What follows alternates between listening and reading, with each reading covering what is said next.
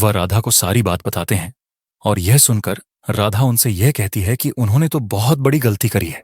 तभी गांव वाले उसको कहते हैं कि शायद राधा उनको बचा सकती है, लेकिन वह यह कहती है कि उनको वो नहीं बल्कि बस एक ही शख्स बचा सकता है, जो कि कोई और नहीं बल्कि है भवानी, यानी कि भैरवी, जो कि कोई और नहीं बल्कि राधा की बहन है। असल में बचपन में उसका नाम भवानी हुआ करता था और बाद में उसने खुद का नाम भैरवी रख लिया। वह असल में घर को छोड़कर बचपन में ही चली गई थी और उसका कारण था शिव के प्रति उसका अटूट विश्वास। उनकी दादी जो थी ना, वह भी असल में शिव की बहुत बड़ी भक्त हुआ करती थी और भैरवी हमेशा से उनके जैसा ही बनना चाहती थी। उसने एक प्रवचन में सुना था कि जो लड़की मोह माया को त्याग देगी और अपनी पूरी जिंदगी कुंवारी रहेगी और शिव के जाप को 110 करोड़ बार करेगी तो उसे शिव की असीम शक्ति प्राप्त होगी। और यह सारी बातें भैरवी के मन में इस कदर बैठ गई थी कि वह बचपन में ही घर को छोड़कर चली गई। अब असल में हुआ यह था कि जो भैरवी होती है उसकी दादी शिव की उपासना कर रही होती है। तभी उनके हाथ से रुद्राक्ष समेत जो त्रिशूल होता है वह छूटकर नीचे गिर जाता है, जिससे कि उनको एहसास हो जाता है कि उनका अब इस धरती को छोड़ने का समय आ चुका है और वह भैरवी के सामने ही खत्म हो जाती है, या फिर यह कहें कि खुद के प्राण त्याग देती हैं और शिव में सम्मिलित हो जाती है। और अब भैरवी के जाने के बाद में उसके माता पिता भी नहीं बचे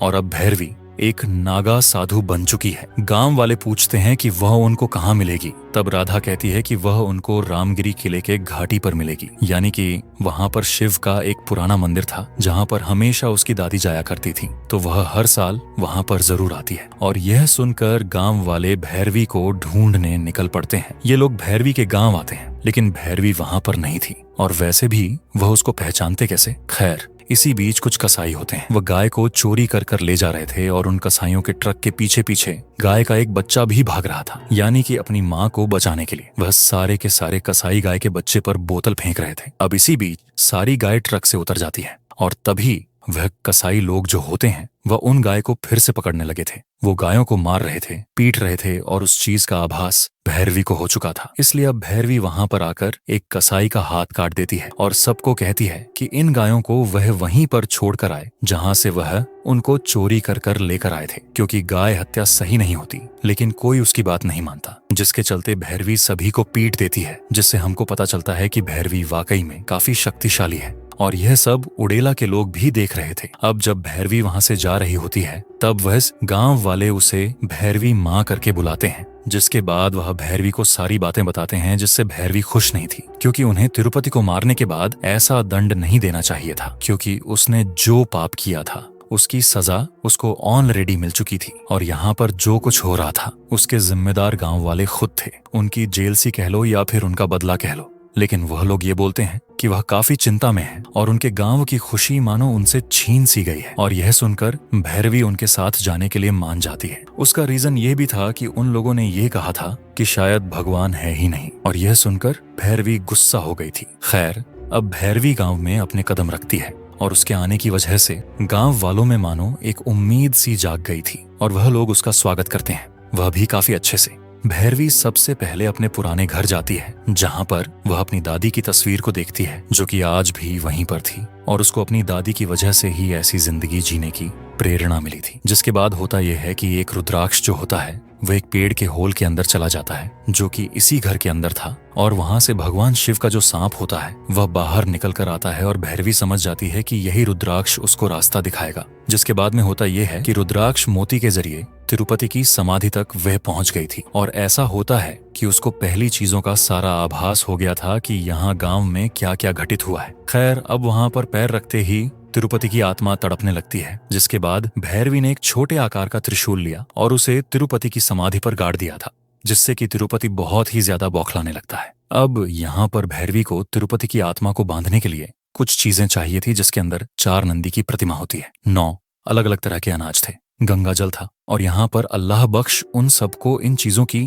महत्वता भी बताता है। वो बताता है कि 4 नंदी जी यहाँ पर क्यों जरूरी हैं। भूत प्रेतों के 18 गण होते हैं और गणेश जी के बाद नंदी जी हैं, जो कि इन गणों के चीफ हैं, और इसी वजह से नंदी उस आत्मा को रोक कर रखेंगे। जिसके बाद 9 अनाज जो कि 9 ग्रहों को दर्शाते हैं, और यह 9 तरह के अनाज आत्मा की शक्तियों को कमजोर करेंगे। और गंगा जल इसलिए क्योंकि खत्म होने के बाद इंसानों की अस्थियों को गंगा के अंदर ही बहाया जाता है ताकि आत्मा को शांति मिल सके, मोक्ष मिल सके, और इसलिए वह यहाँ पर गंगा जल लाए थे। इससे हमको पता चलता है कि अल्लाह बख्श हिंदू धर्म के बारे में काफी कुछ जानता था, उस पर विश्वास भी करता था। जिसके बाद भैरवी जो होती है वह नागा साधु की जटाओं से नंदी महाराज की प्रतिमा को आपस में बांध देती है, जिससे कि वह आत्मा वहीं पर बाधित हो जाती है। और अब चारों दिशाओं से नंदी जी इस गांव की रक्षा करने वाले थे। अब भैरवी उन सबको बताती है कि आज मार्गशीर्ष की अमावस है और कल से शुक्ल पक्ष शुरू हो जाएगा, और शुक्ल पक्ष के समाप्त होने से पहले तिरुपति की आत्मा नष्ट हो जाएगी। और यह 4 नंदी की प्रतिमा जो है वह गांव को चारों तरफ से सुरक्षित रखेगी। लेकिन अगर कोई नंदी महाराज की प्रतिमा को हिलाता है, या फिर अनाज अपनी रंगत खो देते हैं, या फिर किसी आदमी का साया या फिर किसी पक्षी का साया भी इन पर पड़ता है, तो उनकी सारी मेहनत बेकार हो जाएगी, क्योंकि इसके बाद यूं श्री तिरुपति की आत्मा बिल्कुल अनकंट्रोलेबल हो जाएगी और कोई भी उससे बच नहीं पाएगा। और इसलिए उससे बचने के लिए उनको 15 दिनों तक इस समाधि की रक्षा करनी होगी, जिसमें हर रोज एक परिवार का सदस्य यहाँ पर पहना देगा। ना कोई गांव के बाहर जाएगा, ना ही कोई गांव के अंदर आएगा। और इन सब के बाद वह तिरुपति की बॉडी को जलाएंगे, जिसके बाद उसे कपाल मोक्ष प्राप्त होगा, जो कि पेंडिंग हो रखा था। और इतना कहकर वह वहां से जाने लगती है। लेकिन गांव का एक व्यक्ति उसे ये कहता है कि जब तक उनका काम पूरा नहीं हो जाता वह उन सब के साथ यहीं पर रुक जाए, जिस पर भैरवी मान जाती है और वह उन्हें उसके रुकने की व्यवस्था मंदिर में ही करने के लिए कहती है। खैर, अब यहाँ से सीन बदलता है, जहां पर हम एक रिपोर्टर सत्यम को देखते हैं, जो कि ओडेला गांव की रिपोर्टिंग करने आया हुआ था, क्योंकि कोई भी गांव का इंसान ओडेला गांव के अंदर दूसरे लोगों को नहीं जाने दे रहा था, ना ही कोई बाहर आ रहा था। तभी वह ड्रोन से ओडेला गांव को रिपोर्ट करने लगता है, लेकिन उसका ड्रोन तिरुपति की समाधि पर ही गिर गया था, और शायद से यह भी तिरुपति की शक्ति की वजह से ही था। अब यह देखकर वह जल्दी से गांव की तरफ बढ़ता है, लेकिन गांव का एक व्यक्ति उसको अंदर नहीं आने देता। इसके बाद सत्यम रात में गांव के अंदर जाता है। अब वह वहां पर लगे हुए तारों के नीचे से जा रहा था, लेकिन उसी बीच उसे कट लग जाता है। खैर, सत्यम अपना ड्रोन तो ले लेता है, लेकिन उसका खून उस समाधि पर गिर गया था, जिससे कि तिरुपति ने अब सत्यम को पजेस कर लिया। और इसके बाद तिरुपति निकल जाता है अपने काम को अंजाम देने के लिए। अब इस चीज का आभास भैरवी को हो चुका था। सबसे पहले तिरुपति मंदिर में ही जाता है, जहां पर उसे भैरवी दिखाई देती है और वह उसके ऊपर गंदी नजर कर रहा था। वह मंदिर के अंदर जाने लगता है, लेकिन तभी एक सर्प ने उसका रास्ता रोक लिया था, और वह सर्प कोई मामूली सर्प नहीं था, बल्कि शिव का भक्त था। यह देखकर तिरुपति अपनी साइकिल लेकर वहां से भागने लगता है और एक जगह आकर रुक जाता है, जहां पर उसकी समाधि पास में ही। अब तभी होता यह है कि भैरवी भी वहां पर आ जाती है। वह भैरवी को देखकर समझ गया था कि यह वही साध्वी है, यानी कि नागा साधु है। वह भैरवी को कहने लगता है कि वह उसके कहर से गांव को नहीं बचा पाई। तब भैरवी कहने लगती है कि उसके ऊपर शिव की कृपा है। तब वह बताता है कि वह शैतान की पूजा करेगा और 5 एलिमेंट्स को हासिल करके गांव की सारी खुशी छीन लेगा। लेकिन भैरवी चुप नहीं बैठती, उसके पास उसके हर सवाल का जवाब था। यहाँ पर हम यह भी देख पाते हैं कि तिरुपति इतना इविल हो चुका था कि वह शिव भगवान की भी बेइज्जती कर रहा था। अब यह देखकर तिरुपति को अंदाजा हो गया था कि भैरवी उससे ज्यादा ताकतवर है, और इसलिए वह दोबारा अपनी समाधि में जाने लगता है। लेकिन जाने से पहले वह उसे कहता है कि वह दोबारा फिर से लौटेगा। और अब सीन 15 दिन बाद आता है, जहाँ पर राधा जेल से रिहा हो रही थी, और अब वह गांव में आकर सबसे पहले अपनी बहन भैरवी को ही देखती है। खैर, अब यहाँ पर वह सब एकजुट होकर बैठे हुए थे और उन्हें बहुत जल्दी तिरुपति की दुष्ट आत्मा से छुटकारा मिलने वाला था। अब गांव के लोग जो थे वह होली और जश्न मनाने के बारे में बात कर रहे थे, लेकिन तभी तिरुपति वहां पर आ जाता है, और इस बार तिरुपति काफी ताकतवर हो गया था। भैरवी बाहर आती है और बाकी गांव वाले भी वहां पर थे। तिरुपति ने 5 एलिमेंट्स की शक्तियों को हासिल कर लिया था, जल, वायु, अग्नि, धरती और आकाश, और इसी से बन जाता है कैप्टन प्लेनेट। ओ सॉरी, रॉन्ग थिंग। खैर, अब वो इन सब शक्तियों के नमूने उन लोगों को दिखाता है, और यह सब उसने हासिल किया था अधूरी साधुओं के साथ मिलकर। खैर, अब यहाँ पर आप लोगों के मन में डाउट होगा कि भैरव ने तो उसकी आत्मा को बाधित कर दिया था, तो वह बाहर कैसे गया? तो दोस्तों, सत्यम जो रिपोर्टर था ना, उसकी वजह से ही तिरुपति आजाद सा हो गया था, और उसको ही पस करके उसने यह सारे तंत्र सीखे थे। खैर, अब यहाँ तिरुपति भैरवी को कहता है कि वह इन गांव वालों को उससे नहीं बचा सकती। अब इसके बाद तिरुपति अपनी शक्ति से गांव के चारों तरफ एक बहुत ही शक्तिशाली एनर्जी का घेरा बना देता है, और वह लोगों से कहता है कि जो कोई भी इस बॉर्डर को पार करेगा वह मारा जाएगा। वह कहता है कि इस गांव के अंदर अब ना खेती होगी, ना ही कोई स्कूल जाएगा, और अब यह गांव श्मशान घाट बनेगा। ये सुनकर एक आदमी वहां से भागने की कोशिश करने लगता है, लेकिन जैसे ही उसने बॉर्डर से बाहर एक कदम रखा, उसका सर उसके धड़ से अलग हो जाता है। वहां पर जो गाय और भैंस होती हैं वह भी बीच से कट जाती है। यह देखकर गांव वाले समझ गए थे कि वह यहां से अब बाहर नहीं जा सकते। वह कैद से हो गए थे। साथ ही साथ कोई जानवर या फिर पक्षी भी उस लाइन को क्रॉस नहीं कर सकता था। उनकी बहुत ही बुरी मृत्यु होती है। ये सब देखकर गांव वालों की सारी उम्मीदें पानी पानी हो गई थी। अब हम देखते हैं कि सारे गांव वाले भी हिम्मत हार चुके थे। साथ ही साथ भैरवी भी हिम्मत हार गई थी। उसे कुछ भी समझ में नहीं आता कि अब आगे क्या होगा।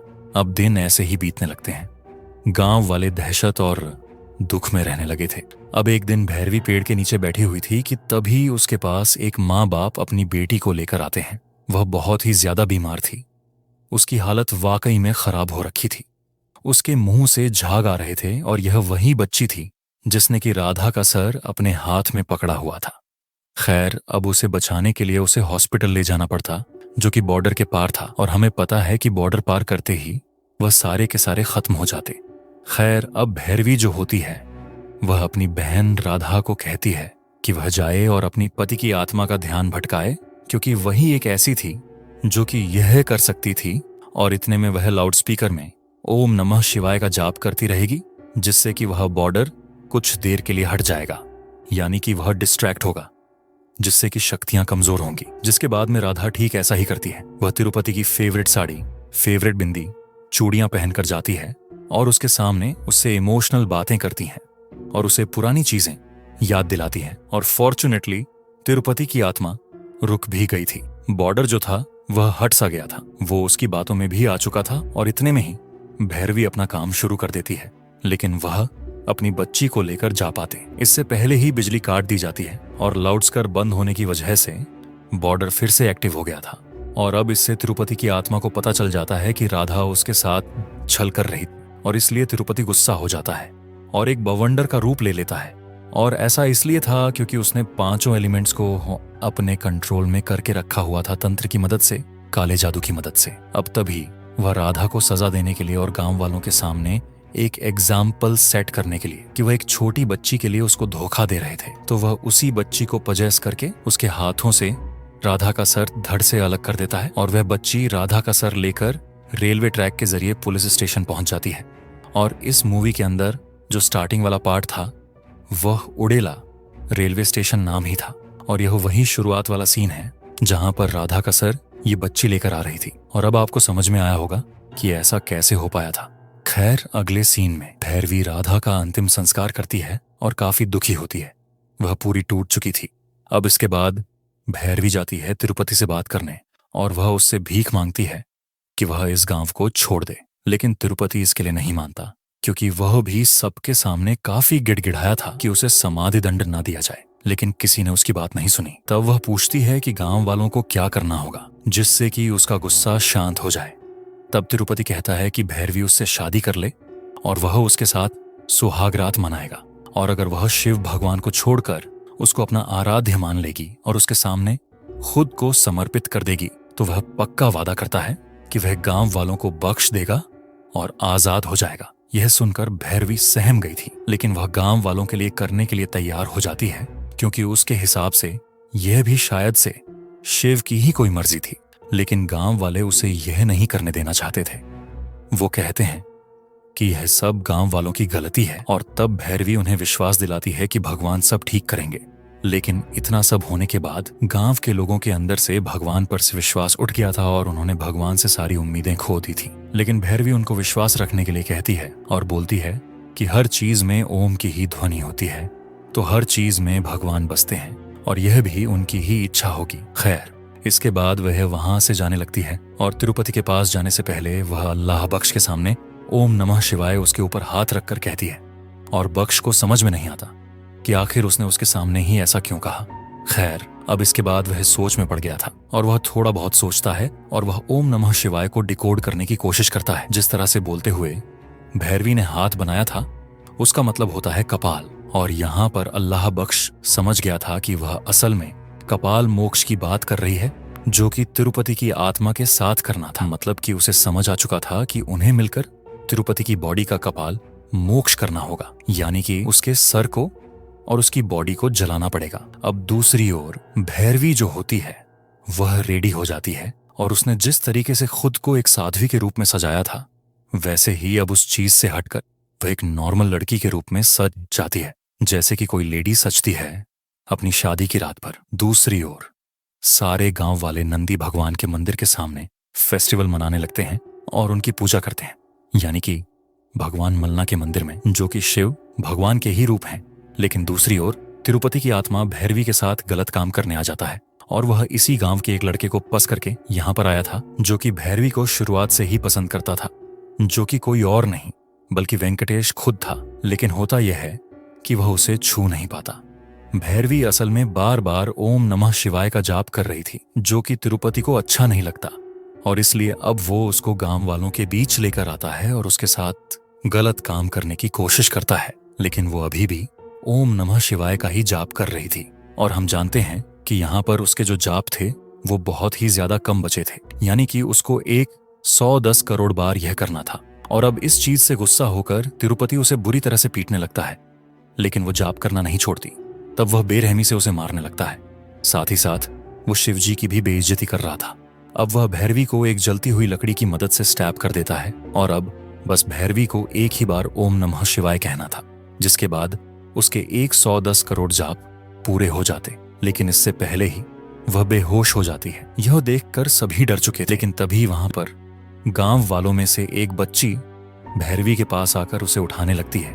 यह देखकर तिरुपति हंसने लगा था, लेकिन जब भैरवी नहीं उठती तो वह बच्ची नंदी भगवान के पास जाकर उनके कानों में कहती है कि उन्हें भैरवी को बचाना होगा, आना होगा, और आज अगर वह नहीं आए तो सबके अंदर से उनके प्रति विश्वास खत्म हो जाएगा।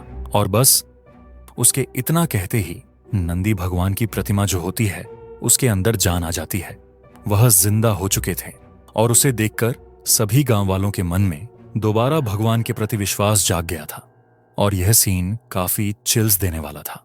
अब नंदी जी आकर भैरवी को आशीर्वाद देते हैं, जिससे वह जाग उठती है। दूसरी ओर हम देखते हैं कि अल्लाह बख्श और उसके आदमियों ने तिरुपति की कंकाल को निकाल लिया था।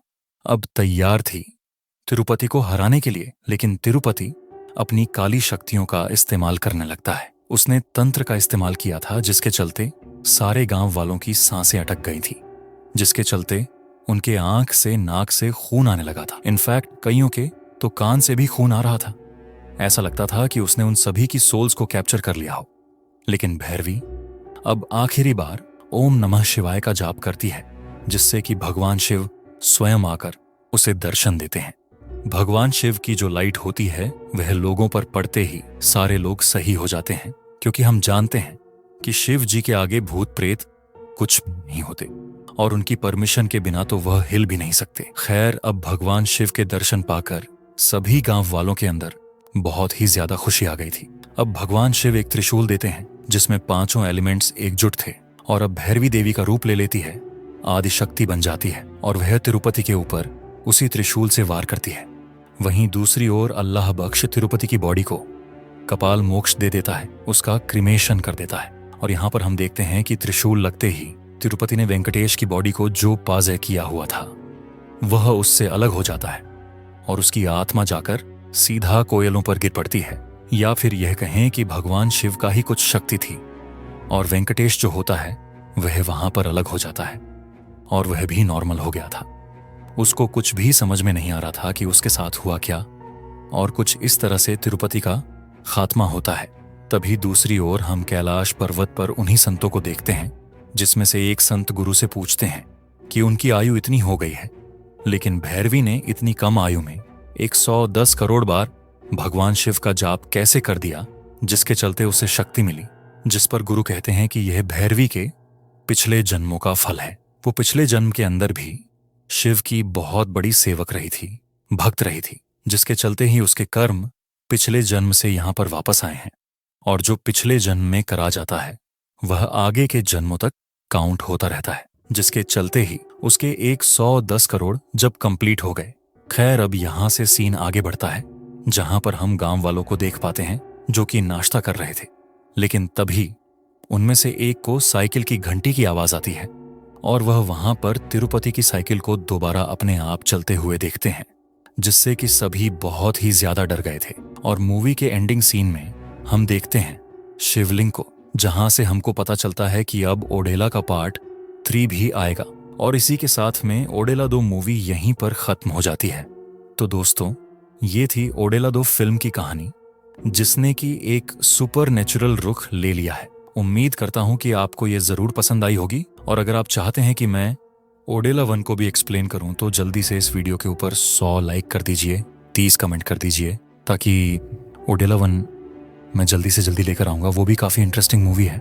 और जैसा कि एंडिंग से हमको पता चला है कि यहाँ पर कोई ना कोई इविल स्पिरिट मौजूद है, या फिर ये भी हो सकता है कि तिरुपति की आत्मा अभी भी जिंदा थी। शायद से तिरुपति के अंदर और भी सिद्धियां होंगी जिस वजह से वह खत्म नहीं हुआ, या फिर शायद से उसको आभास होगा कि हाँ, शिव जो है वह उसको खत्म कर सकते हैं, जिसके चलते उसने कोई ना कोई उपाय निकाल लिया होगा।